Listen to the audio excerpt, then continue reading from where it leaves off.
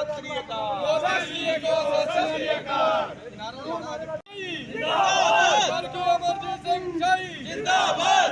शाही साहब की सोच पे पैरों देंगे ठोक के, शाही साहब की सोच पे पैरों देंगे ठोक के। जय श्री राम, जय श्री राम। शेखावत जी को जय श्री राम, जय श्री राम, जय श्री राम। शेखावत जी को जय श्री राम, जय श्री राम, जय श्री राम। शेखावत जी को जय श्री राम, जय श्री राम, जय श्री राम। शेखावत जी को जय श्री राम, जय श्री राम, जय श्री राम। शेखावत जी को जय श्री राम, जय श्री राम। शेखावत जी को जय श्री राम, जय श्री राम, जय श्री राम। शेखावत जी को जय श्री राम, जय श्री राम। शेखावत जी को जय श्री राम, जय श्री राम। गजेंद्र शेखावत जिंदाबाद, नरेंद्र मोदी जिंदाबाद। शेखावत जी को जय श्री राम, शेखावत जी को जय श्री राम, शेखावत जी को जय श्री राम, शेखावत जी को जय श्री राम, जय श्री राम, जय श्री राम, शेखावत जी को जय श्री राम, जय श्री राम, जय श्री राम। शेखावत जी को जय श्री राम, जय श्री राम, जय श्री राम। शेखावत जी को जय श्री राम, जय श्री राम, जय श्री राम। शेखावत जी को जय श्री राम, जय श्री राम, जय श्री राम। शेखावत जी को जय श्री राम, शेखावत जी को जय श्री राम, शेखावत जी को जय श्री राम। विच मंत्री आदरणीय गजेंद्र सिंह शेखावत जी साडे विच पहुंच चुके ने। दोवें हाथ खड़े करके ताड़ियां दी गड़गड़ाहट नाल स्वागत करिए। जय श्री राम, गजेंद्र जी को जय श्री राम। भारत माता की। हुण मैं साडे जिले की सारी लीडरशिप कि उन्होंने शेखावत जी का इत्थे आण के सन्मान करके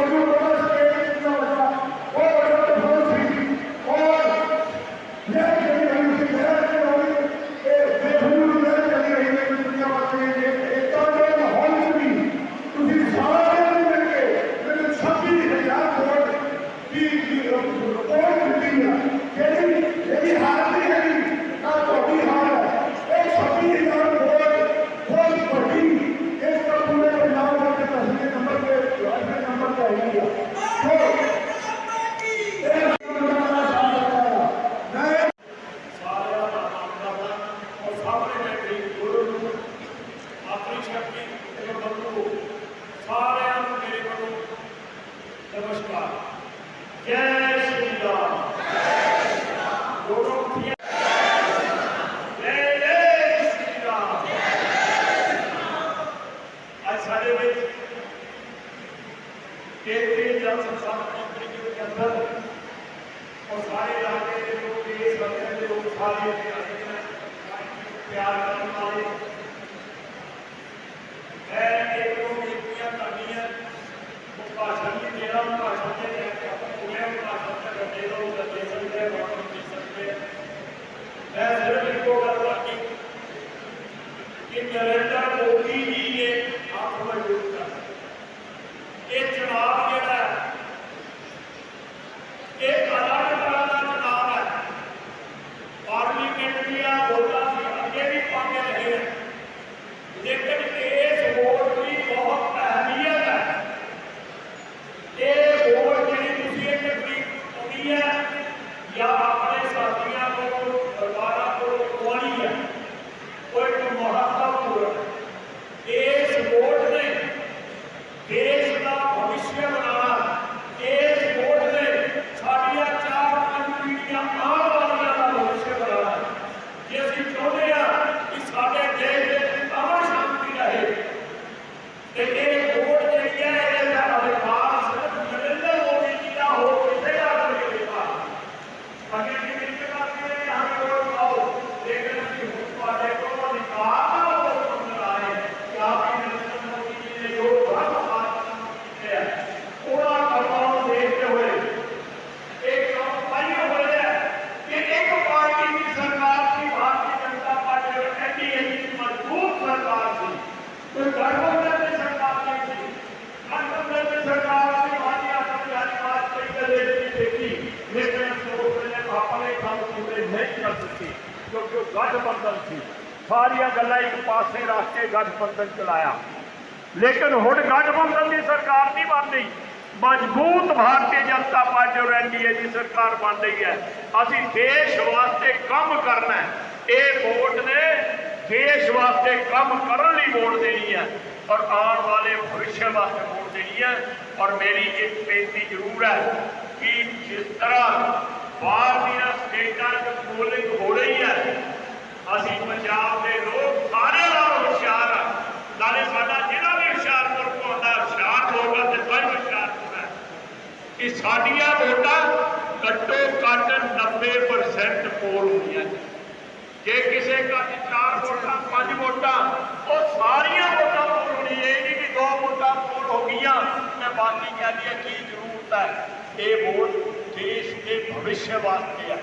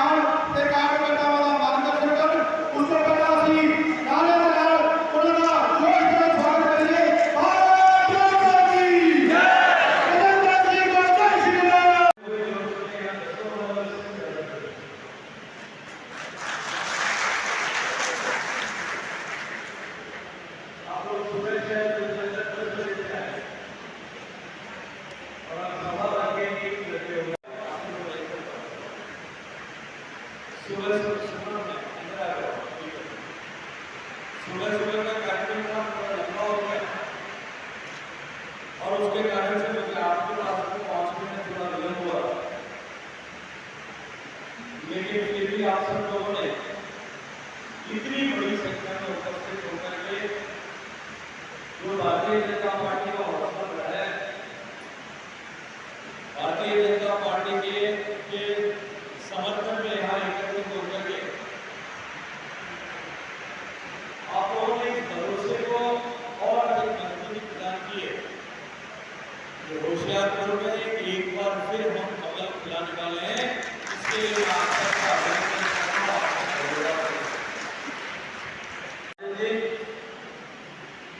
मंच पर उपस्थित सूरत गुजरात से आए हुए यहाँ भारतीय जनता पार्टी के कार्यकर्ताओं का सहयोग करने के लिए, उनका मनोबल बढ़ाने के लिए विधायक श्री अरविंद राणा जी मंच पर उपस्थित, रसवा में भारतीय जनता पार्टी के हल्का इंचार्ज बच्चों के जैसे जोश ऐसे आगे रघुनाथ जी, प्रधान श्री रविंद्र रवि जी, मंच पर उपस्थित पूर्व नगर काउंसिल के प्रधान श्री हर्षवर्धन शाही जी, मेरे बेटियों पूर्व जिला प्रधान श्री संजीव व्यास जी, मंच पर उपस्थित राजस्थान से आए हुए भारतीय जनता पार्टी के नेता मेरे छोटे भाई श्री विजय बैसला जी, श्री नागेंद्र सिंह जी, मंच पर उपस्थित महिला मोर्चा की सम्मानीय प्रधान साहिबा, भारतीय जनता पार्टी के सम्मानीय मंडल अध्यक्ष जी और मंच पर उपस्थित सभी भारतीय जनता पार्टी के अलग अलग मोर्चों के सारे दायित्ववान कार्यकर्ता बंधुओं बहनों और इतनी बड़ी संख्या में इस टेबल सभा में पधारे हुए मेरी मातृशक्ति, मैं आप सबके प्रणाम करता हूँ, आप सबका अभिवादन करता हूँ, आप सबका अभिनंदन करता हूँ। मैं इस बार धरती पर राजस्थान से आया हूँ। राजस्थान शौर्य और संस्कृति की धरती है, महाराणा प्रताप की धरती है, वीर दुर्गादास की धरती है, पप्पा रावल की धरती है, महाराणा सांगा की धरती है, पृथ्वीराज चौहान की धरती है। और राजस्थान की वो शौर्य की धरती जिसमें जन्मे हुए रणबांकुरों ने इस देश में अपने भुजाओं की ताकत के आधार पर अपनी शक्तियों से इतिहास करावती करती है। जहां की माताओं बहनों ने भी इस 2000 साल के सुदीर्घ इतिहास में जब वहां के बेटों ने जौहर शादी किए, बहादुरी की पराकाष्ठा प्रदर्शन की, तब हंसते हंसते इस देश को बचाने के लिए, इस धर्म को बचाने के लिए, इस संस्कृति को बचाने के लिए, सनातन सभ्यता को बचाने के लिए अपने बेटों को, अपने भाइयों को और अपने सौभाग्य को इस धर्म संस्कृति की बलिवेदी पर हंसते हंसते चढ़ाने का काम किया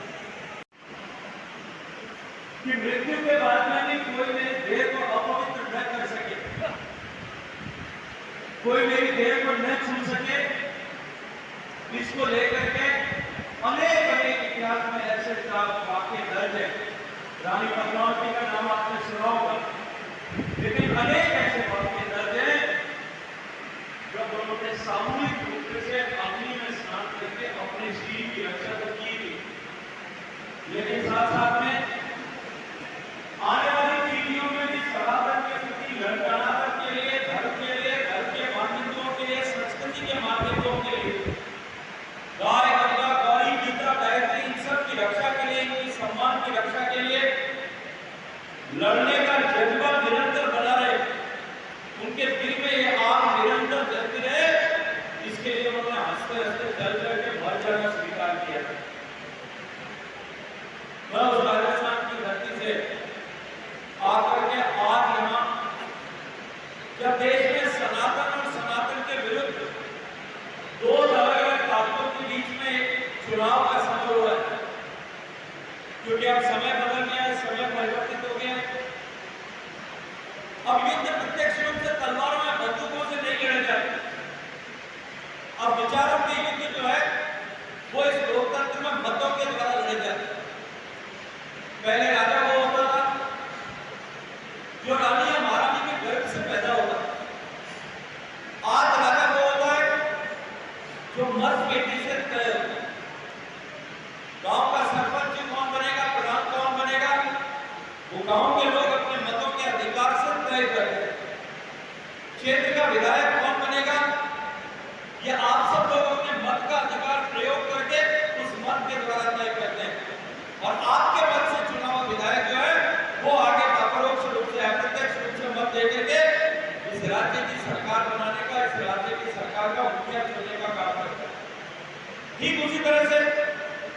लोकसभा के चुनाव में आप मत देकर के अपने यहाँ से अपने प्रतिनिधि को, अपने सांसद को चुन करके भेजते हैं और वो सारे सांसद मिलकर के और देश की सरकार चलाने की जिम्मेदारी किसकी होगी, कौन प्रधानमंत्री बनेगा, ये तय करते हैं।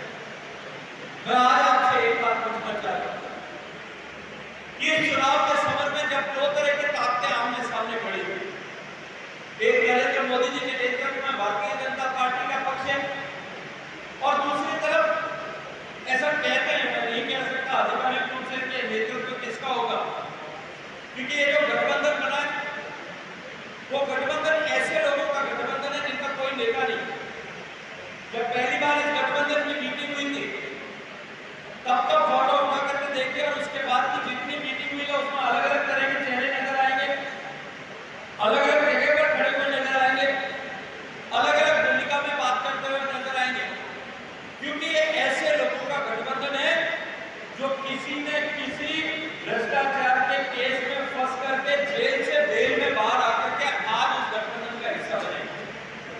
ऐसे सारे लोग जो किसी न किसी भ्रष्टाचार के आरोप में फंसे, कानून का शिकंजा उनके गले में न पड़े, कानून का फंदा उनके गले में न पड़े, इसलिए एक दूसरे को बचाने के लिए एक साथ समूह में एकत्रित हुए ऐसे लोगों का समूह जो है वो सामने खड़ा है। न तो उसका कोई नेता है, न उसकी कोई नीयत है, न उसकी कोई नीति। ये बांटने के षड्यंत्र में उनको उन विभेदों को मिटा करके एकजुट होकर के एक संकल्प के साथ में विकसित भारत बनाने के लक्ष्य को लेकर के नरेंद्र मोदी जी के नेतृत्व में आगे बढ़े, वो भारतीय जनता पार्टी का मुद्दा है।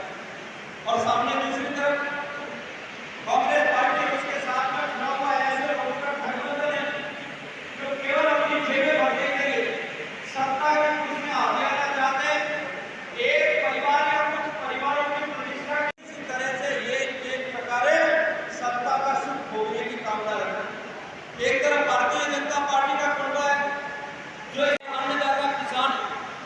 अब किसान जो जमीन पर हल चला करके जमीन का सीना फाड़ करके अन्न पैदा करता है, वो चाहे किसी भी जाति का, अगर अकाल पड़ जाए, ऐसे समय में ओलावृष्टि हो जाए, किसी और बीमारी के कारण से फसल खराब हो जाए, कोई तूफान आने के कारण से फसल खराब हो जाए, अगर एक सिख भाई का खेत है और उसके पड़ोस में एक भासु का खेत है, उसके पड़ोस में एक ब्राह्मण का खेत है और उसके पड़ोस में किसी और का खेत होगा, उनकी तकलीफ अलग अलग तरह की होगी, सबको एक ही तरह की तकलीफ होगी, सबको एक ही तरह का कष्ट होगा, सबको एक ही तरह का दुख जो है उसका भार उनके परिवार पर करके पड़ेगा।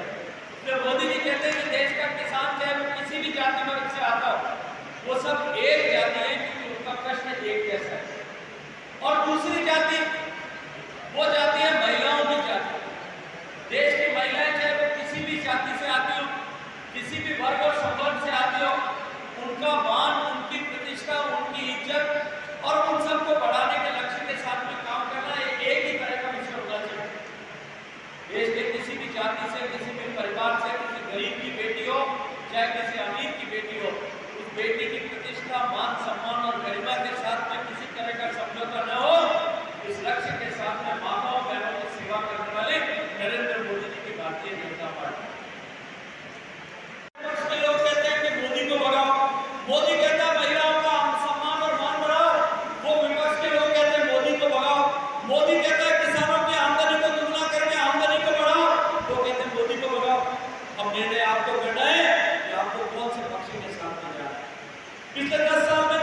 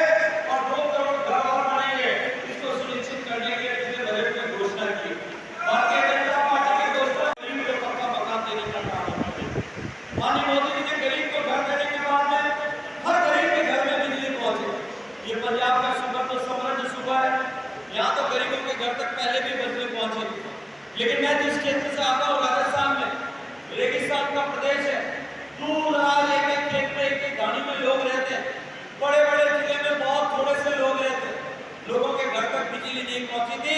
21वीं शताब्दी में भी लोग बिना बिजली को रहने के लिए मजबूर थे।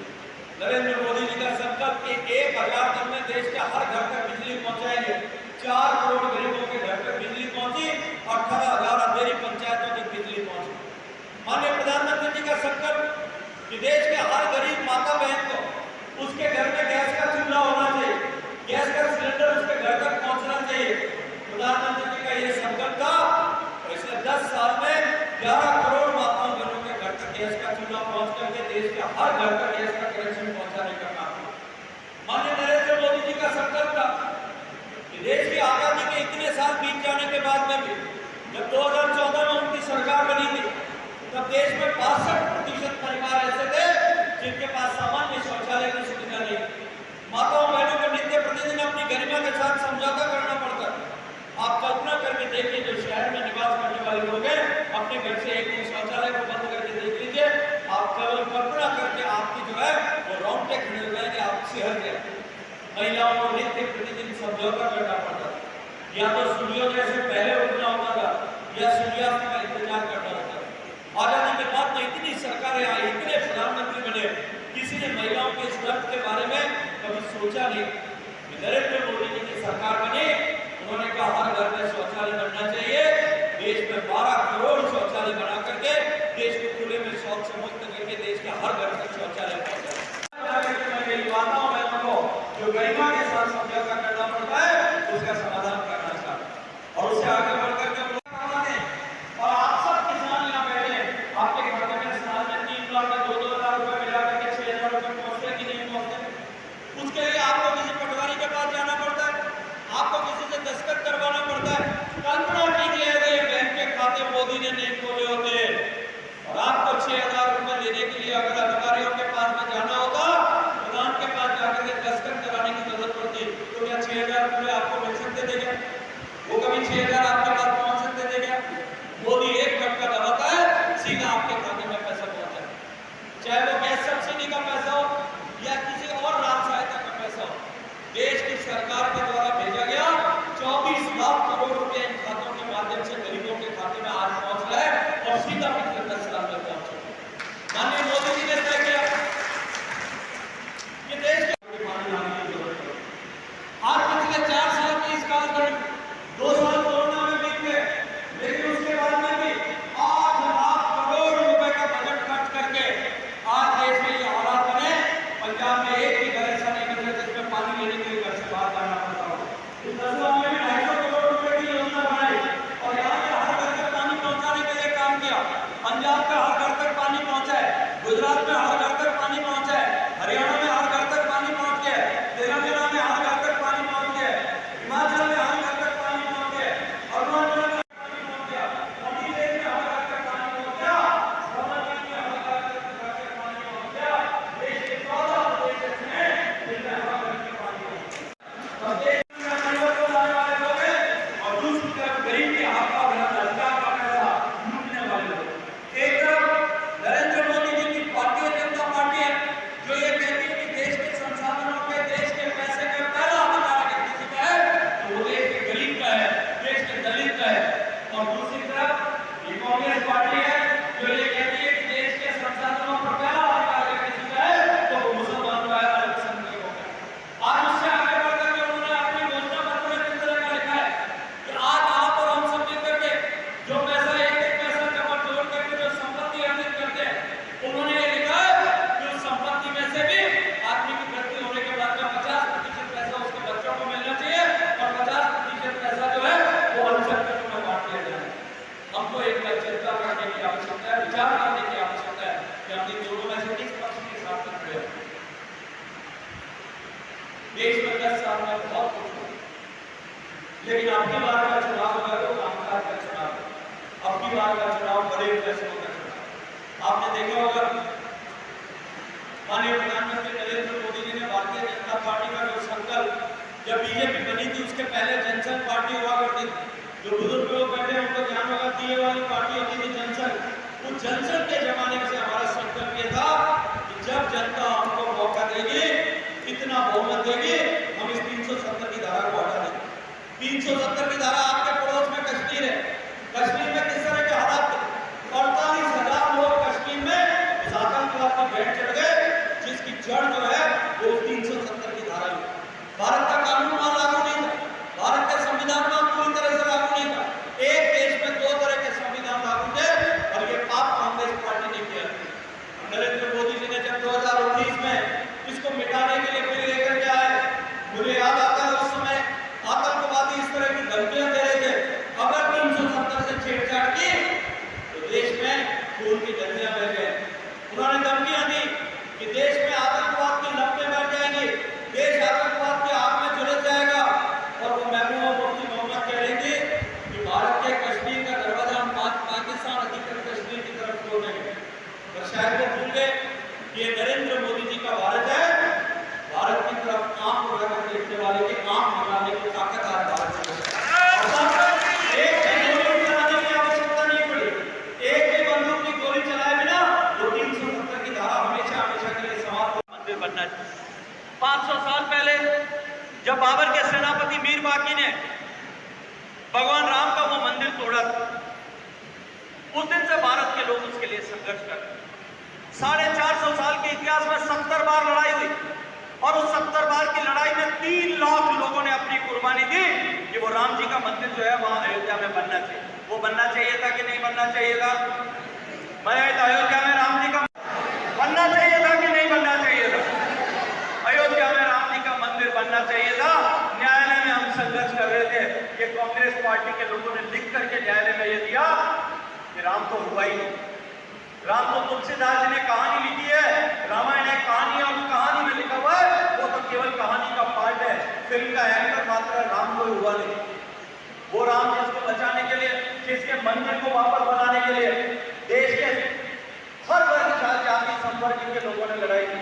नियमों ने जाकर के वहां बात जो है राम मंदिर के अयोध्या के बाबरी मस्जिद पर कब्जा कर लिया था अंग्रेजों के जमाने में। अंग्रेजों ने उनको जेल के शीशों के पीछे डाल दिया था। ये देश का संकल्प था कि भारत की अस्मिता के बांधे तो भारत के हृदय के सम्राट राम जी का मंदिर जो है वो अयोध्या में बनना चाहिए। राम जी का मंदिर अयोध्या में बना के नहीं बना वाले लोग हैं, अब हमको निर्णय करना है कि इसके साथ और इससे आगे बढ़कर के भी बात करो।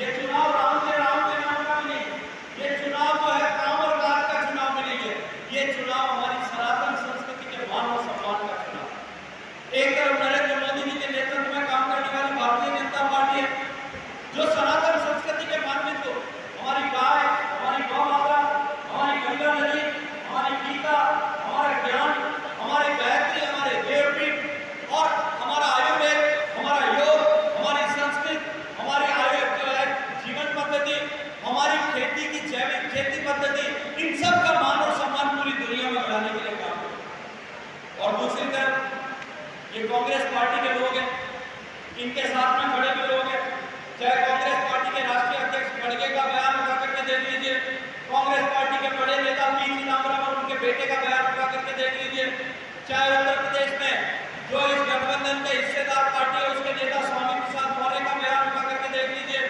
चाहे आप तमिलनाडु में जो अभी वर्तमान में मुख्यमंत्री है उनके बेटे का बयान उठा करके देख लीजिए, जो मंत्री है सरकार में, वो ये सब कहते हैं कि ये सनातन कोरोना के जैसा है, ये सनातन कैंसर के जैसा है, ये सनातन मलेरिया और डेंगू के जैसा है, इसको जल्दी समाप्त होना चाहिए। वो सनातन संस्कृति, जिस सनातन संस्कृति को आपके और मेरे पूर्वजों ने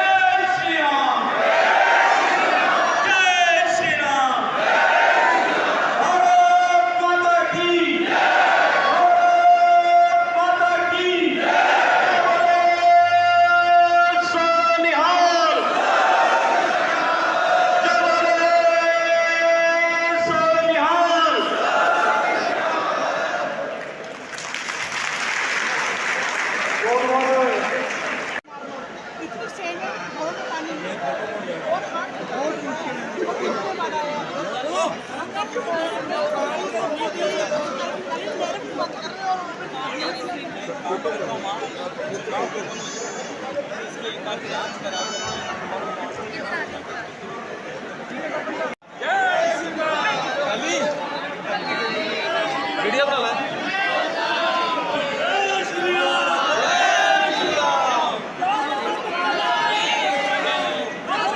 आगे हो गया यार